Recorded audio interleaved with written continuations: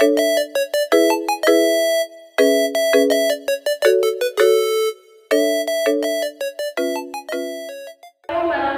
wabarakatuh. Alhamdulillahirrabbilalamin. Puji syukur kehadirat Allah Subhanahu wa Ta'ala.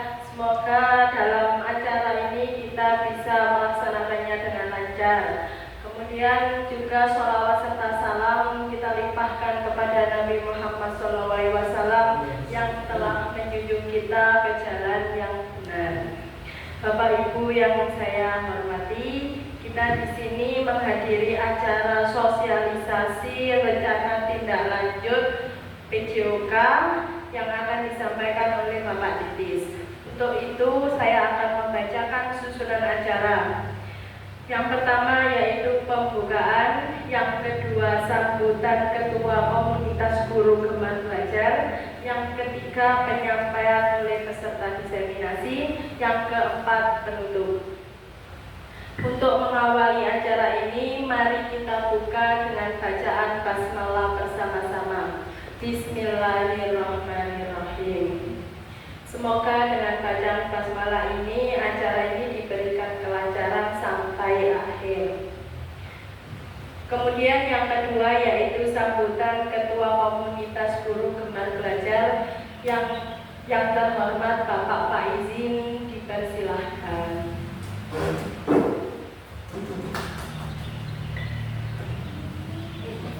Terima kasih. Assalamualaikum warahmatullahi wabarakatuh. Waalaikumsalam warahmatullahi wabarakatuh. Bapak Ibu yang saya hormati, pertama saya ucapkan terima kasih kepada Pak Titis yang akan menyampaikan rencana tindak lanjutnya dalam rangka PKG PJOK. Jadi Pak Titis ini akan menyampaikan hasil rencana tindak lanjut setelah beliau ini melaksanakan atau mengikuti PKG PJOK dengan sepak bola ini, metode SEM, Sport Education Model. Ya. Semoga nanti dari penyampaian Pak Titis ini akan RTM-nya, mudah-mudahan kita semua dapat mengambil manfaatnya. Ya, paling tidak kita mengambil semangatnya untuk berinovasi. Ya. Kemudian yang kedua, saya ucapkan terima kasih pada Bapak Ibu yang sudah hadir di tempat ini, yang akan mengikuti kegiatan ini mulai dari awal sampai akhir. Semoga Bapak Ibu tetap penuh semangat untuk kegiatan ini. Saya kira itu Pak yang perlu saya sampaikan. Terima kasih pada Pak Titis yang sudah mengimbaskan hasil rencana tindak lanjutnya atau RTL-nya. Sekian, terima kasih. Assalamualaikum warahmatullahi wabarakatuh. Waalaikumsalam.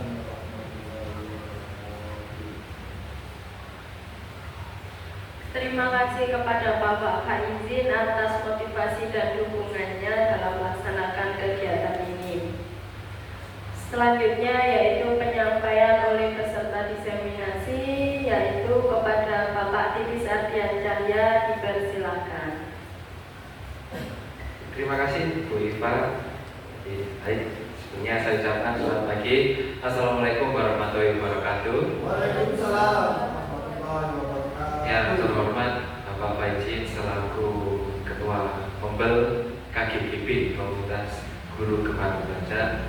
Dan saya hormati Bapak Ibu guru yang telah hadir dalam sosialisasi rencana tindak lanjut pada hari ini. Sebelumnya ada kata-kata tak kenal maka tak sayang. Sebelumnya saya perkenalkan dulu, mungkin Bapak Ibu sudah kenal, tetapi akan saya sampaikan agar Bapak Ibu semakin sayang kepada saya. Nama saya Titis Ardian Cahya, biasa dipanggil Titis. Saya di sini sebagai peserta diseminasi PKG PJOK gelombang 2 kelas 23 Kabupaten Pasuruan. Saat ini saya akan menyampaikan tentang sosialisasi rencana tindak lanjut yang akan saya lakukan. Dalam pembelajaran PJOK itu ada beberapa hal atau metode yang ditekankan. Yang saya pelajari dalam PKG itu yang ditekankan itu ada 3. Yang pertama yaitu pendidikan kebugaran, yang kedua yaitu pendidikan gerak, dan yang ketiga adalah pendidikan sport education.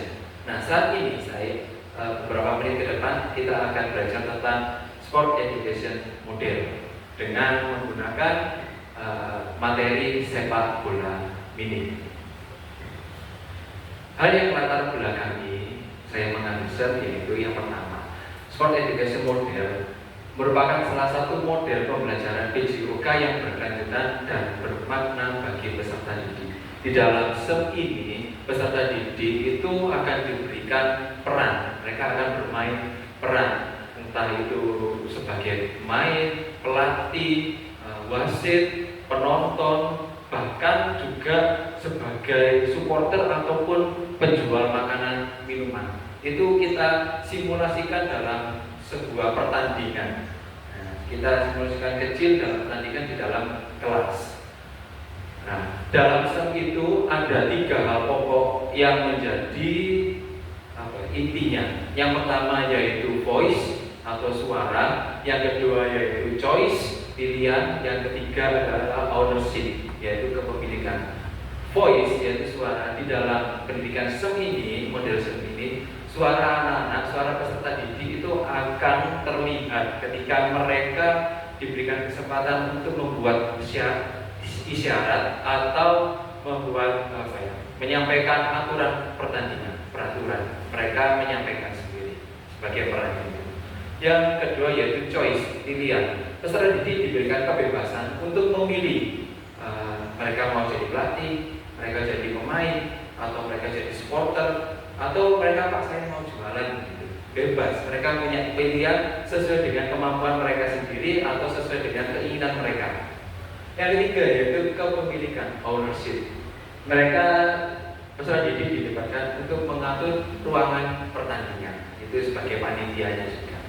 Selanjutnya, why? Mengapa saya mengambil model SEM ini ya, dan juga tentunya mengapa saya mengambil dalam materi sepak bola. Yang pertama yaitu saya mengambil ketika nanti pembelajaran materi sepak bola, permainan bola besar. Dalam permainan sepak bola ini merupakan suatu proyek pembelajaran yang mengintegrasikan antara konsep SEM dengan nilai luhur Pancasila. Dalam pembelajaran ini pun tidak hanya sekedar kita membuat pertandingan, tetapi ada juga menjadi sebuah wadah. Yang pertama, menerapkan prinsip-prinsip SEM, membentuk karakter peserta didik. Yang ketiga, meningkatkan kompetensi di dalam materi sepak bola. Dan yang keempat, membukukan teori dan praktek. Tidak hanya teori di kelas, tetapi mempraktekkan di dalam lapangan.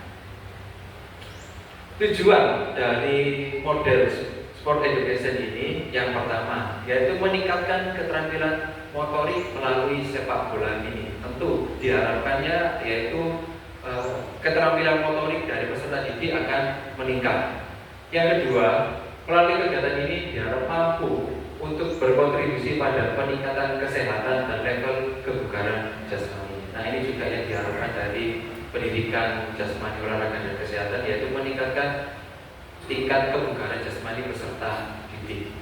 Yang ketiga, peserta didik bebas berkreasi dalam merancang strategi permainan sepak bola ini. Artinya peserta didik bebas untuk merancang bagaimana pertandingannya, bagaimana pembukaannya, penutupannya, konsepnya, bagaimana itu terserah peserta didik.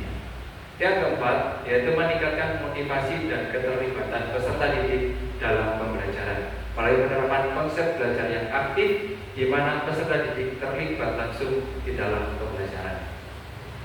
Selanjutnya yaitu capaian, langkah-langkah dan hasil yang diharapkan. Capaian dan tujuan yaitu pemahaman tentang aturan. Yang kedua, pengembangan keterampilan individu. Ketiga, sportivitas dan kerjasama. 4, kepemimpinan dan tanggung jawab. Langkah-langkahnya yaitu melalui pembentukan tim terlebih dahulu dalam kelas, merencanakan bagaimana kedepannya. Ketiga, pelaksanaan pertandingannya. Keempat, evaluasi, dan yang kelima, penutup. Di sini ada beberapa peran-peran. Yang pertama yaitu guru PJOK sebagai guru, saya sendiri sebagai guru nanti di dalam pelaksanaannya. Yang kedua yaitu guru TIK, karena kita berkolaborasi dengan beberapa mata pelajaran. Guru TIK sebagai guru yang memberikan materi videografi. Yang ketiga yaitu guru bahasa Indonesia sebagai guru yang memberikan materi poster.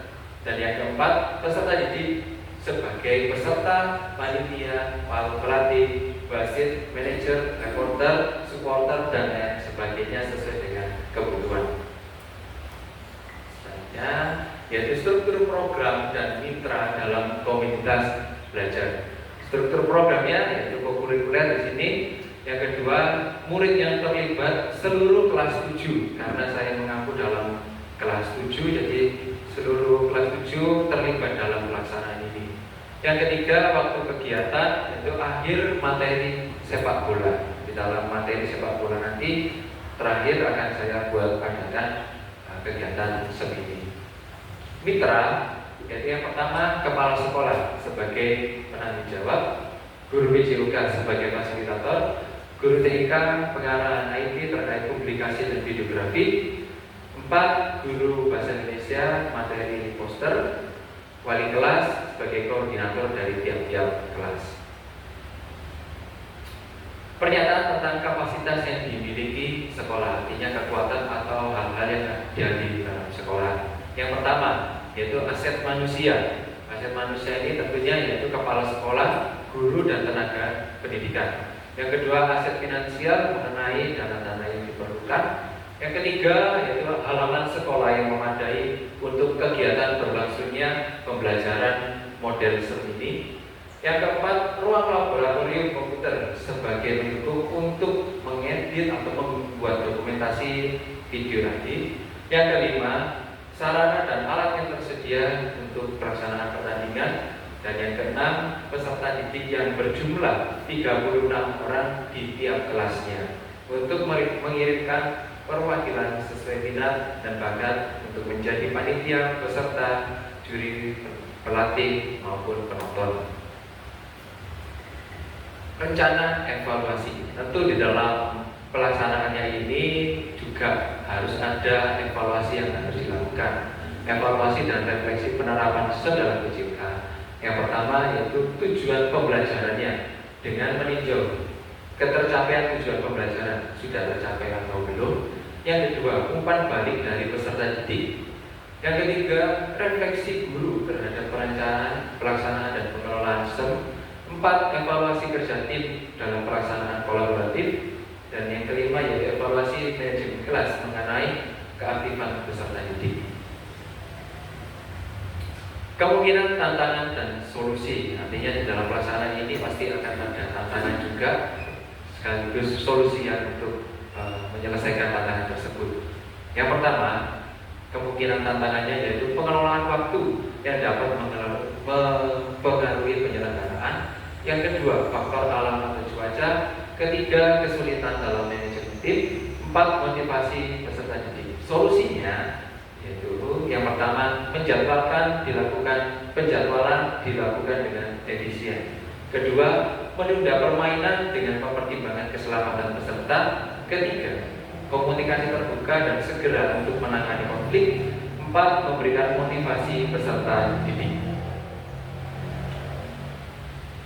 Terima kasih Bapak Ibu. Nah, dari model STEM ini intinya yaitu kolaboratif, proyek kolaboratif dari berbagai mata pelajaran. Kalau di sini saya sebagai guru PJOK, saya juga berkolaborasi dengan guru TIK maupun guru bahasa Indonesia untuk pelaksanaan STEM-nya nanti, sehingga pelaksanaannya itu bisa rame sesuai dengan keinginan tujuannya yaitu untuk membuat suatu pertandingan kecil. Kalau saya kemarin ketika PKG simulasi waktu tatap muka itu kami melaksanakan lomba bola basket atau bola keranjang. Di situ saya sebagai guru, saya membagi peserta didik, kamu yang jadi apa pesertanya, supporter, terus wasit dan lain sebagainya.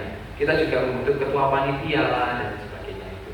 Nah, dari sini melalui pendidikan STEM ini seluruh siswa itu terlibat aktif di dalam pembelajaran. Jadi tidak hanya satu saja. Contoh seandainya yang suka sepak bola hanya 5 orang, yang lainnya nganggur, tidak. Jadi yang lainnya itu tetap melakukan sesuai dengan pilihannya mereka, sesuai dari 3 tadi, voice, choice, dan ownership. Demikian presentasi dari saya. Mungkin ada yang ingin ditanyakan Bapak Ibu, satu pertanyaan kami persilakan. Oke, monggo Pak Fahmi. Terima kasih, menarik sekali. Kali ini saya melihat pembelajaran sepak bola itu berkolaborasi dengan mapel yang lain. Ya. Berarti dari 3 mapel tadi itu bersama-sama Pak ya. Jadi mengadakan kegiatan menjadi satu, tapi istilahnya fokusnya berbeda-beda. Kalau pada guru Indonesia tadi saya lihat pada posternya, kalau TIK pada videografi. Apa seperti itu Pak? Jadi istilahnya sendiri, tergantung dari fokusnya tadi. Ya, terima kasih Bapak Izin. Untuk dalam penilaian nanti saya akan berkolaborasi dengan guru TIK dan bahasa Indonesia menyesuaikan materinya apakah tentang videografi dan juga tentang poster. Nanti pada pelaksanaannya guru bahasa Indonesia menyampaikan dulu diri materi di kelas sesuai dengan materi poster, guru TIK menyampaikan sesuai materi videografi. Nah, nanti dikolaborasikan melalui pendidikan SEM ini bersama guru PJUK melaksanakan sebuah pertandingan kecil. Di situ anak-anak ada yang membuat poster sebagai penyemangat supporter, yang videografi ada yang membuat video selama pelaksanaannya, dan saya sebagai guru untuk seluruh kegiatannya. Seperti itu Pak. Ya. Terima kasih, demikian presentasi yang bisa saya sampaikan. Semoga dapat bermanfaat bagi Bapak Ibu sekalian. Saya akhiri, selamat pagi, wassalamualaikum warahmatullahi wabarakatuh. Waalaikumsalam warahmatullahi wabarakatuh. Selamat Bapak Ibu. Bagus sekali Bapak di sini. Saya juga baru tahu ada RTL seperti ini. Terima kasih kepada Bapak Titis atas penyampaian rencana tindak lanjutnya. Semoga bisa dilaksanakan dengan lancar sampai akhir. Bapak Ibu yang saya hormati, demikian sosialisasi rencana tindak lanjut. Semoga apa yang kita dapat bisa bermanfaat bagi kita ke depannya. Mari kita tutup acara ini dengan bacaan basmalah. Alhamdulillah, mohon maaf, alhamdulillah, alhamdulillah ya Rabbil